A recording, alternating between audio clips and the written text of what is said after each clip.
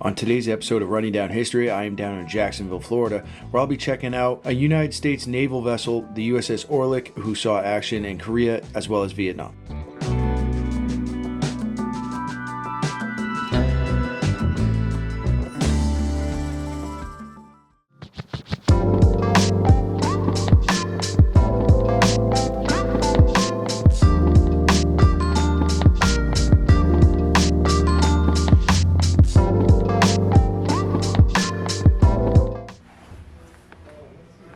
So I'm down by the stern of the USS Orleck right now, and just down here looks like to be crew quarters in the stern. Right, you got your stairway there going back up towards topside. You got another forward hatch here, which obviously I can't go through, so I don't necessarily know where that leads to. It's tight quarters, man.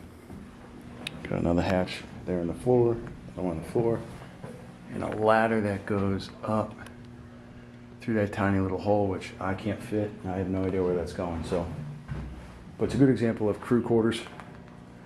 You know, I just can't imagine take incoming rounds and you're sleeping, and all you hear is the rattling of the chains.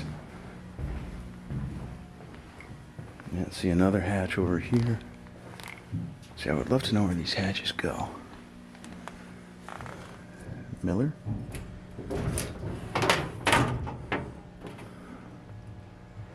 That's about all you need. Alright, well. Now we are going back up topside. Now the USS Orleck was approved in January of 45 and then launched in May of 45 and officially commissioned on September 15th, 1945, which obviously missed World War II, but lined her right up for Korea and Vietnam as well.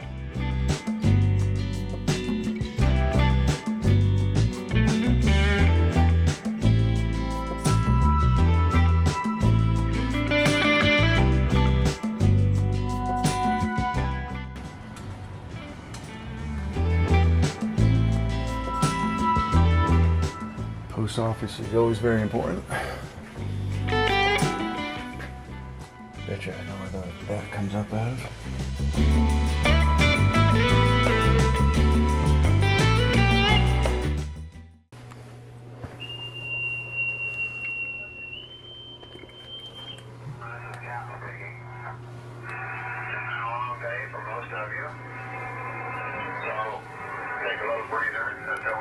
Operations tomorrow. And I would like to thank all of you for the work you've been doing, especially in a fast-moving environment that we're living in. But now there is some scuttlebutt about possibly having a stand down tomorrow, and we are making plans, contingency plans, for possible entertainment on board. As soon as I get the information, I'll guarantee you that I'll go up on the 1MC and I'll tell you. Go up on the 1MC and I'll tell you. Just walk on rumors. I'll give you up to date on what's going on. That just scared the shit out of me. God.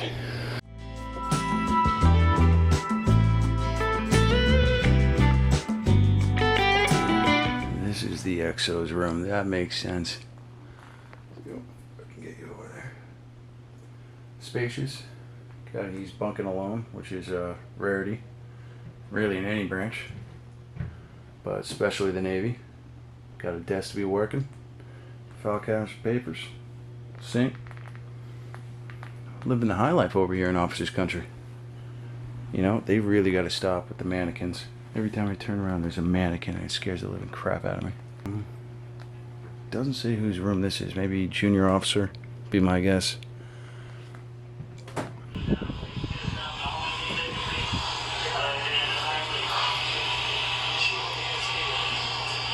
See, the barbershop doubled as kind of the surgery room with those lights.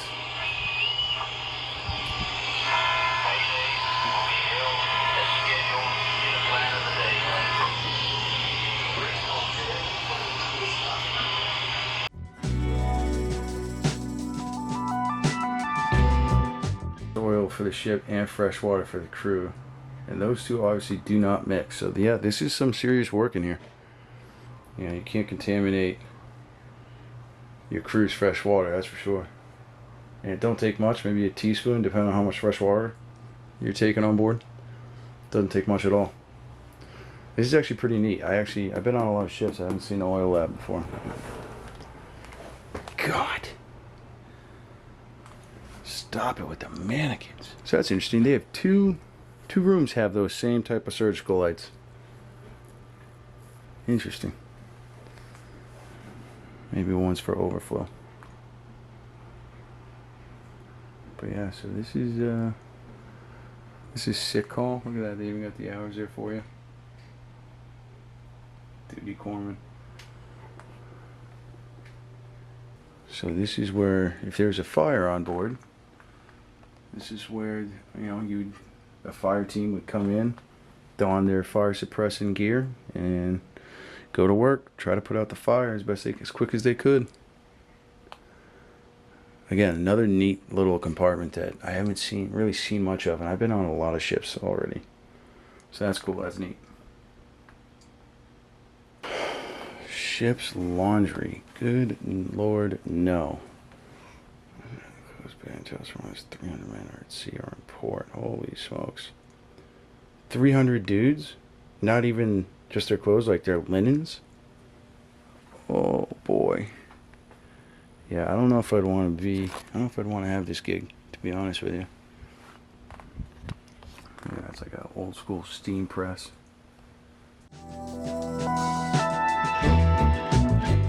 A ship's galley is always one of the more interesting places I always like to check out, but as you can see here, not much space, man, goes to waste.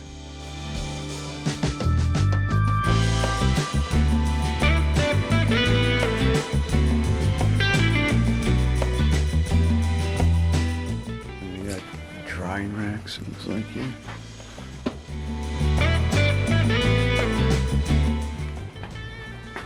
Another small kitchen.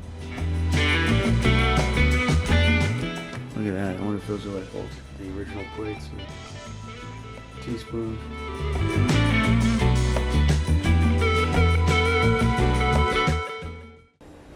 Wow. Look at this.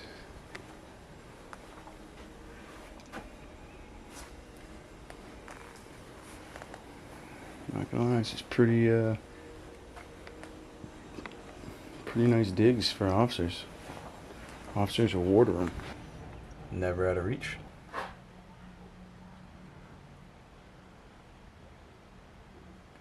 An electromechanical analog computer for the gun mounts for the Mark 37 gun director on the signal bridge. Okay, so we've dealt with Mark 37s on the channels before.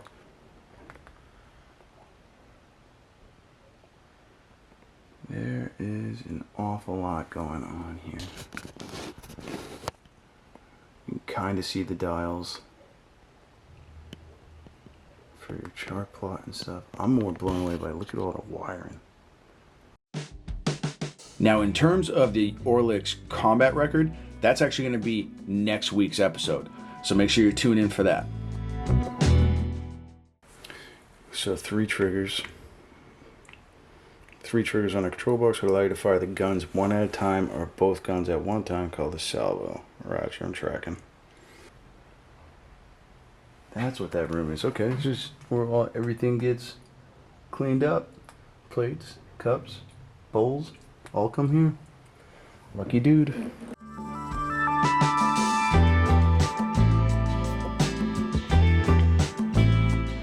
Midnight rations are known as mid-rats. I've never heard of such a thing.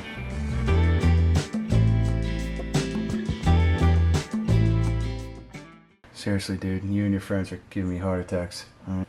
Menu from 1957. All right, let's see what we got. I noticed a lot of soups. Not a fan of that. I'm not a big soup guy, but a lot of fresh fruit. It's always important.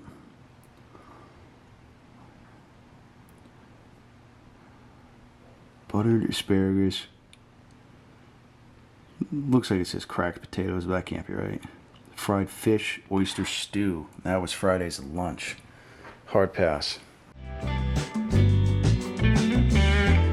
So we are definitely in the bow here, and it appears to be Looks like more of a DFAC, or a dining facility as I call it.